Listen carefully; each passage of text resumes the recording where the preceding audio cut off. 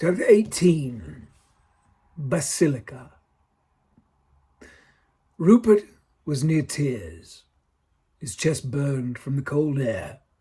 He could barely catch his breath, but he kept running. A glance over his shoulder told him that the only ones giving chase for the moment were his companions. He knew that would not last. Once they saw his footprints at the basilica, or the dogs caught his scent, the dead would follow. When Rupert ventured ahead to scout the city centre, he'd come south out of the Rue de la Bonne and slipped into the plaza on the north side of the massive Gothic cathedral. All he could make out in the swirling snow were the outlines of the San Quentin Basilica's facade. He knew it was in ruins. Long-range artillery shells and bombs dropped from biplanes had set fire to its roof and turned the masonry to rubble in places. He'd seen all the resulting destruction firsthand, but the snowfall disguised the damage, and in the dark of night it seemed the medieval wonder had been miraculously restored to its former glory. If the sun rose in a blue sky the next morning, he imagined it revealing a gleaming, perfect snow cathedral. He'd moved east, then south, past the towering entryway. The doors were gone, and the tall portals stood like black eye sockets in some massive alien skull. Rupert hugged the side of the building as he rounded the corner. His height was all that kept him from running face first into the pair of boots that dangled above him 6 feet off the ground. Rupert stared up at the size 11 boots and the dead man wearing them. The rope the man was strung from disappeared up into falling snow. Rupert stopped in his tracks, shaken.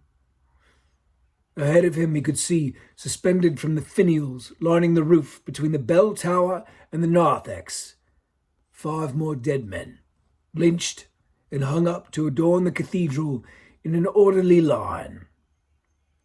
He saw movement in the plaza, about 200 feet away, just beyond the 6th dead man. Rupert froze, then ducked back into the shadows. 4 men stood in the dark, staring up at the roof, holding a slumped British cavalryman between them. 3 big German shepherds prowled around them through the snow.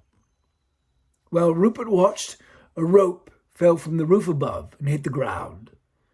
The slack end followed a moment later. He heard one of the 3 men yell out, "That'll do! Now come on down and join the party, Sheriff Coombs." Rupert looked up and saw the dark outline of a man perched on the roof high above, waving down to the hanging party. He turned and made his way along the roofline toward the widow's walk that would take him into the basilica. One of the hangmen stepped forward and picked up the hemp. Practiced hands looped it and began twisting it around into a hangman's knot. As Rupert watched, the 3 men dragged Brian Hugh forward.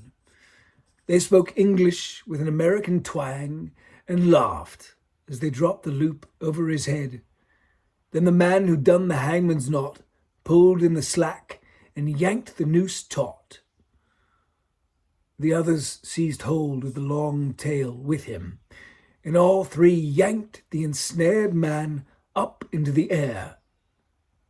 Brian's cavalry boots kicked and lashed out as the dead men strained against his weight, forcing him to defy gravity. Rupert heard one of the men say, "Come on, Harlan, put your back into it, son. 1, 2, 3. There was a vicious yank, and Brian Hughes shot up another 4 feet, kicking out weakly, and went still, going limp as the hangmen tied off the rope, leaving him dangling, slowly oscillating toward stillness like some fleshy pendulum. Rupert slid back deep into the shadows of the bell tower. He heard the man, coming from behind him. Rupert ducked silently into the corner of the stone facade and willed himself to be invisible. He saw the man plainly when he came around the last corner. Rupert was close enough to make out the rank on his lapels. The body had been that of a German lieutenant in life. He was certain the man would turn and see him, but he did not. He turned the corner and loped toward the hanging party with a lopsided grin. Rupert kept himself contained. Imagine the dead lieutenant's companions turning about to see their friend as he came around the bend. He knew that if he slipped away too soon, they would see him as he fled. He also knew that if they decided to come back in this direction, they could not miss him when they turned the corner. He silently counted off the seconds he imagined it would take for the dead man to reach his party. Then he risked all. At the edge of the basilica, he glanced once toward the dead men as the lieutenant joined them.